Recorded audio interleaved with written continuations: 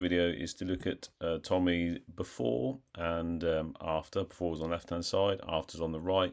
All I'm going to focus on are the three areas identified to work on from the initial analysis, which was reducing overstride, so looking at landing point, heel lift in terms of leg cycle, and use of the arms.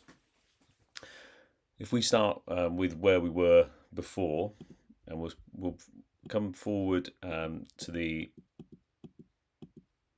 right foot there as it makes contact. The first thing we observed was that there was an overstride. Overstride meaning we're reaching further ahead of our centre of gravity. This causes us to brake, because when we place our foot too far ahead of our centre of gravity, we slow down, and then that causes the body to fall out of alignment, and that can put pressure through the knee, hip, ankle area, also going up to the lower back. 70% of stress is below the knee. So that line identified the gap between the knees, and we were aiming for the position to be no gap between those knees. Also noted the angle of the shin, which was coming down here. It was 77 degrees, and we were looking to alter that landing position. So if we look at where we are after, so we now take it to the after video there, we can see quite clearly now that we're landing very much under our hips, so that centre of gravity. So that position is coming nicely in that foot position is coming nicely into there. We've now got no gap between the knees, which means now we're not overstriding, which there are a lot fewer braking forces in the running stride, which makes it more fluent and gain momentum. Tommy is not spending as much time on the ground since he is landing now and towing off closer to the centre of his body. So there will be an increase in flight time, the point where both feet are off the ground. We're now also linking into using those power muscles, which are the glutes and the hamstrings. So if we go back to after, we look at the left side now, when we look at that comparison.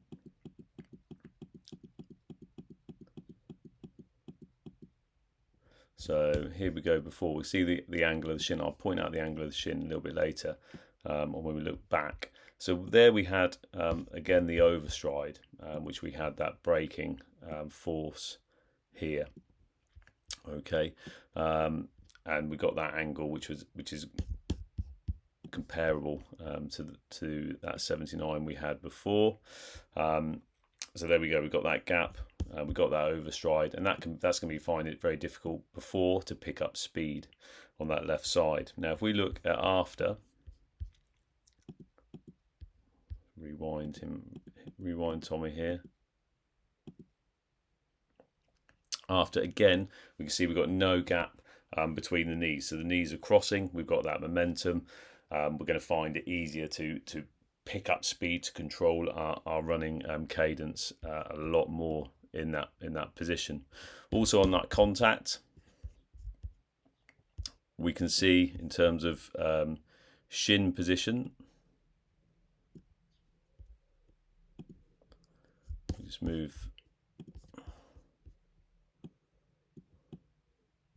this into position here. We've now got really good angle of that shin,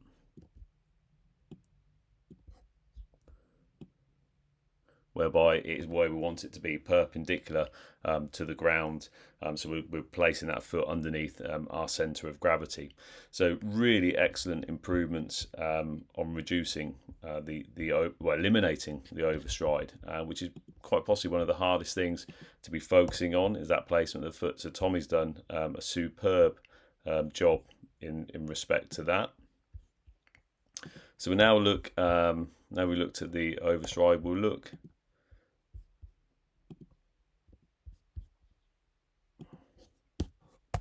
at how that's also affected our body position, our running posture, before we look at the overstride.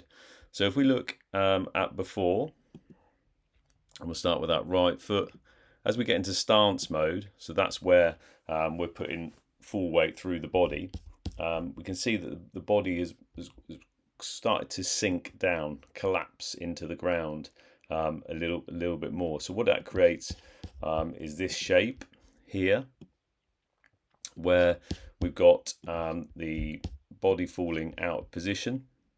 We can see with the angle of the lines that it sends our body out of alignment.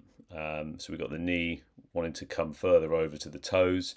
In terms of where our body is, if we draw a line through there, we're leaning forward, which is going to put stress on the lower back extensors here, and that can build over time. Also, indicator of the fact that we're anterior dominant before, and we're using our hip flexors and our quads to propel us forwards. But what we're looking to use is our glutes and hamstrings. So if we look at after now, and we come back to that point here in stance mode, we can see the running posture has improved superbly well. We basically got a straight line coming down through that shoulder line here. So we're running tall, which means now we're incorporating our core into the running technique, which allows us to be more stable. We're now utilising our glutes and hamstrings, and there is no sinking of the body down to the ground because we are not in contact with the ground for a longer period of time. And if we go back to before and look at the left side, as we get into stance mode. So remember, stance mode is when we're loading the weight in on one leg here. So if we just take that out for now, just readjust these lines. And we see before, see this more clearly on the left side, that we've got that body sinking to the ground, and that causes our body to fall out of alignment. The compensation is with the upper body, with that falling forward, because that's trying to stabilise the brake. And if we look at the left foot after, in terms of that posture, and again, we're very consistent, so the body has become balanced in terms of the upright position, and that's a really good place to be, and that's going to reduce any stress on that lower back. I'm going to run it through now and look. Just going to get rid of these lines. We're going to look at the heel cycle, the leg cycle, which we spent a lot of time on, and it's really important for doing that. So before, when Tommy was coming through into his stride, he was leading with a straight leg, which is characteristic of an overstride. So we can see that through there.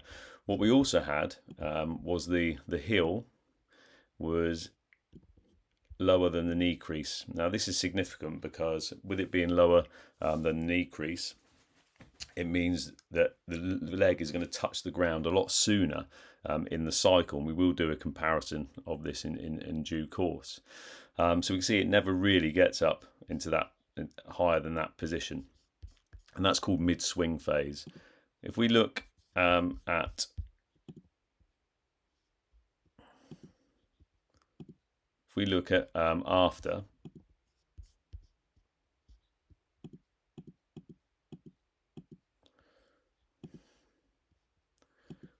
after, we're now coming up in line with glutes here, which is excellent. So now this indicates that we are utilising our hamstrings and our glutes to propel us forward, which are the power muscles that we want to use, and that's going to drive the movement forward. So that's a really excellent position. And if we look at before with the right foot, we saw the right foot in mid-swing phase. We can see in that position there.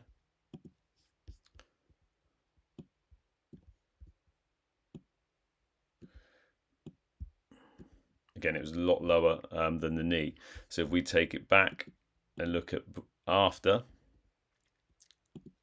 with that right, we can see that we're high again up to that glute. That on this one, it's a little bit lower, but still hitting the glute level, which is absolutely brilliant. What is really impressive as well is we've got that toe pointing down to the ground, so we're leading the cycle with the heel. Now, what that basically will translate into is a shorter lever being wielded, which aids that placement of the foot underneath the hip. And you can see, just as we're watching Tommy here, that there's greater fluency in the running style. Now what we'll do is we just pause it here.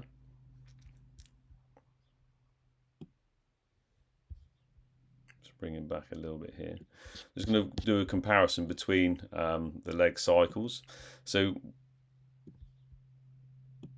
before, as I said, as soon as the foot left the ground, it was in contact with the ground again in the leg cycle, because it was toeing off quite away from the body. So toeing off is when the foot leaves at the last point. If we look at after, and I may need to play around a little bit with these, we'll see that now we are drawing a nice big circle, which was the coaching point we looked at, leading with the heel to draw a circle. So it's going to follow that pattern. So if we play these through and just watch where we can see.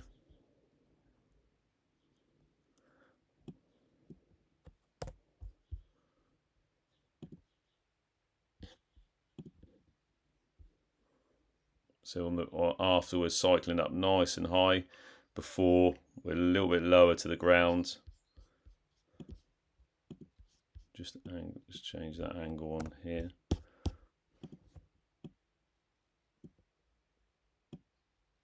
Bring that a little bit higher.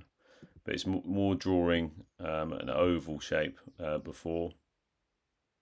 So it's just touching the top of that position. And then we've got after cycling up nice and high, drawing round that circle. So that's a really good improvement.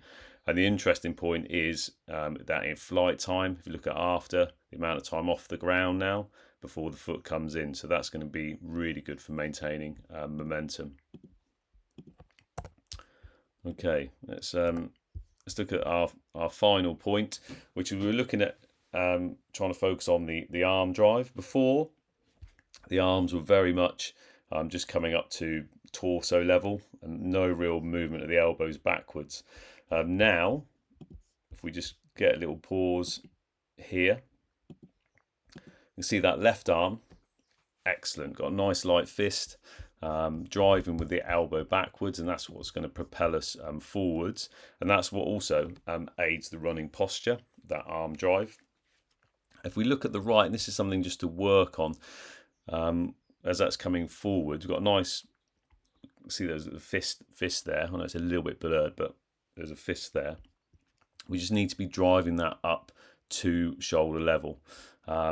So that'll be a point just to work on, but really good improvement of driving that left elbow backwards, and that backwards motion is what's going to propel us forwards. And if we take it to that position, again, we've got that right elbow coming back, and we're coming definitely to hip. With the left arm, it just needs to work on that point where we scale back. We're just going a little bit too far over shoulder, up to chin. We wanted to scale it back now down to shoulder level, because the shorter arms are gonna bleed faster legs as well. So that's good improvement on those elbow drives, and we'll see a bit more from the back.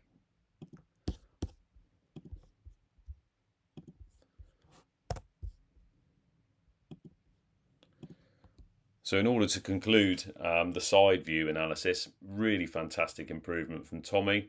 Body position, arm drive, absolute elimination of the overstride.